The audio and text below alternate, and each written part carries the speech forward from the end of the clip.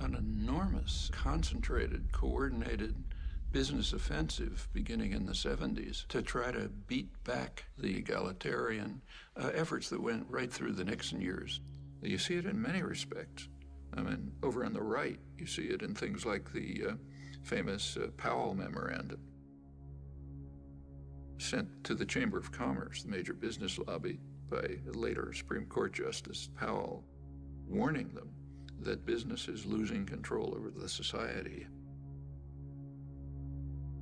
And something has to be done to counter these forces. Of course, he puts it in terms of defense, defending ourselves against outside power.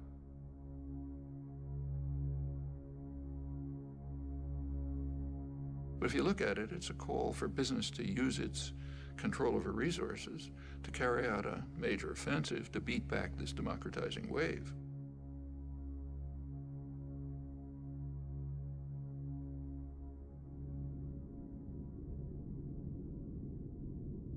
Over on the liberal side, there's something exactly similar.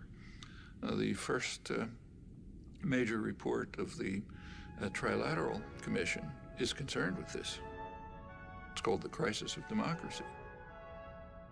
Trilateral Commission is liberal internationalists. Their flavor is indicated by the fact that they pretty much staffed the Carter administration. They were also appalled by the democratizing tendencies of the 60s and thought we have to react to it. They were concerned that there was an excess of democracy developing.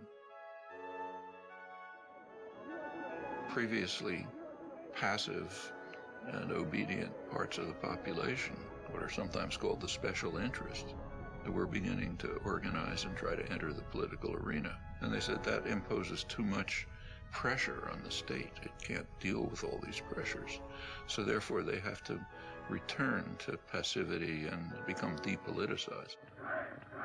They were particularly concerned with what was happening to young people. The young people are getting too free and independent. None of us will begin any violence. If there's any violence, it will be because of the police. The way they put it, there's a failure on the part of the schools, the universities, and churches, the institutions responsible for the indoctrination of the young. Their phrase, not mine.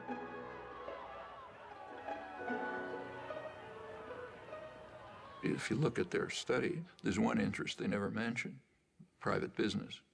And that makes sense. They're not special interests. They're the national interest, kind of by definition. So they're okay. They're allowed to, have lobbyists buy campaigns, staff the executive, make decisions. That's fine. But it's the rest, the special interests, the general population, who have to be subdued.